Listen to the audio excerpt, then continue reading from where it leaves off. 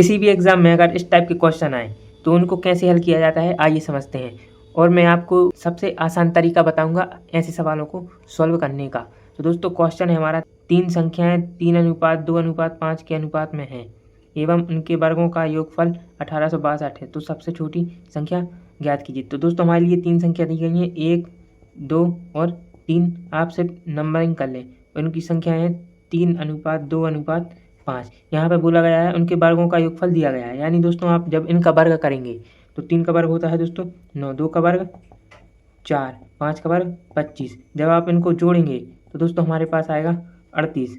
और दोस्तों 38 की वैल्यू दी गई है 1862, क्योंकि वर्गों का योगफल दिया गया है इसलिए हमने ऐड किया इनको। जब 38 का भाग 1862 में करेंगे तो हमारे पास आएगा 49। और 49 वैल्यू है दोस्तों ए स्क्वायर की। अब ए स्क्वायर क्यों आया दोस्तों? क्योंकि वर्गों का योगफल बोला गया है इसलिए ए स्क्वायर लिया। अब दोस्तों जब ए स्क्वायर को हम सॉल्व करेंगे 49 स्क्वायर इस साइड जाता है तो अंडर रूट लग जाता है, ए बराबर अंडर रूट 49। तो ए बराबर वैल्यू आएगी हमारे पास 7। और आपसे बोला गया है कि सबसे छोटी संख्या ज्ञात कीजिए। सबसे छोटी संख्या है हमारे पास 2, यानी दोस्तों जब आप 2 का गुणा 7 में कर देंगे तो दोस्तों 14 राइट आंसर होगा। एक और टाइप का क्वेश्चन है कि 7:13 के प्रत्येक पद में क्या जोड़ा जाए ताकि नई संख्या 2:3 के अनुपात में आ जाए। तो दोस्तों अगर इस टाइप से क्वेश्चन आए तो उनको करने का क्या तरीका रहता है आइए समझते हैं। आपको दिया गया है 7:13। अब दोस्तों कोई भी वैल्यू अगर अनुपात में है तो उसको आप डिवाइड में लिख सकते हैं, यानी दोस्तों 7/13 लिख लिया। अब दोस्तों आपसे बोला गया है कि क्या जोड़े।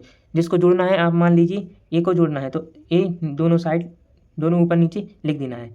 अब दोस्तों आपको बराबर लगा के आपको दिया गया है नई संख्या 2:3 में के अनुपात में आ जाती है, यानी दोस्तों अनुपात में है यानी 2/3 के फॉर्मेट में आप फिर लिख दीजिएगा। तो दोस्तों जब आप तिरक गुणा करेंगे इसका इसमें करेंगे ऊपर वाले में और इसका नीचे करेंगे तो दोस्तों 7×3 21 प्लस 3 है। फिर यहाँ पे दोस्तों बराबर लिख लें 13×2 26 प्लस 2a। अब दोस्तों इनको आपस में एडजस्ट करेंगे तो दोस्तों 3a माइनस 2a बराबर 26 माइनस 21 कर देंगे तो a बराबर आ जाएगा दोस्तों 5, जो कि आपका राइट आंसर होगा। अब दोस्तों मैं इसको रीचेक करा देता हूँ। दोस्तों हमारे पास संख्या थी 7 + a/13 + a।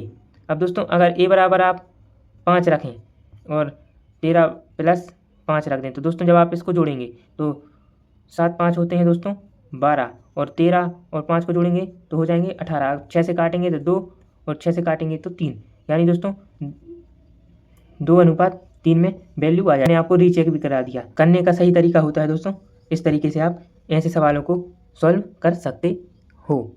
एक और टाइप का क्वेश्चन है कि 2 संख्याएं 3:4 के अनुपात में हैं। यदि प्रत्येक संख्या में 6 जोड़ दिया जाता है तो अनुपात 4:5 हो जाता है, तो उन संख्याओं के बीच का अंतर क्या होगा। तो दोस्तों सबसे पहले आपको दिया गया है 3:4, तो मैंने बताया था उनको बटे में लिख सकते हैं, यानी 3/4 लिख लेना है। यहाँ पे बोला गया है बीच का अंतर ज्ञात करना है, यानी दोस्तों 3a/4 ऐसा लिख लेना है। और इसमें 6 जोड़े जाते हैं, दोनों ओर जोड़ दें।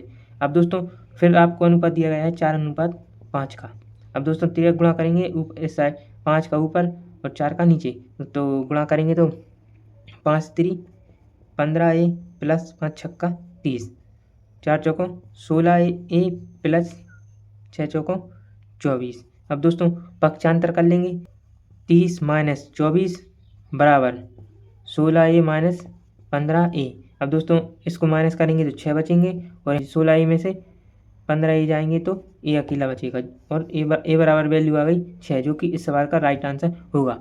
इस सवाल को करने की एक और ट्रिक होती है जो कि मैं समझा देता हूँ। आपको दिया गया है 2 संख्या दी गई हैं a और b का अनुपात दिया गया है 3:4।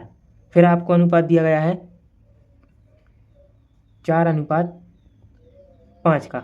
अब दोस्तों यहाँ पे देखें तो अंतर 1 का है, यहाँ पे देखें तो भी अंतर 1 का है और दोस्तों यहाँ पे भी देखें तो अंतर 1 का है। तो दोस्तों आपको तीनों जगह देखना है अंतर अगर समान आ रहा है तो दोस्तों इसकी वैल्यू दी गई है आपके लिए 6 जोड़ने पर, यानी दोस्तों गुणा 6 है।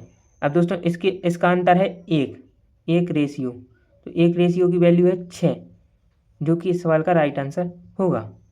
और इसी तरह इसमें निकाला था ए की वैल्यू 6। ये होती है शॉर्ट ट्रिक करने की, ये नॉर्मल तरीके से। इससे क्या होगा दोस्तों, आप भूल चूक नहीं होगी अगर आप ये तरीका अपनाएंगे। ये तरीका अपनाएंगे तो आप भूल चूक होने की संभावना रहेगी। तो दोस्तों इस सवाल को इस तरीके से सॉल्व कर सकते हैं।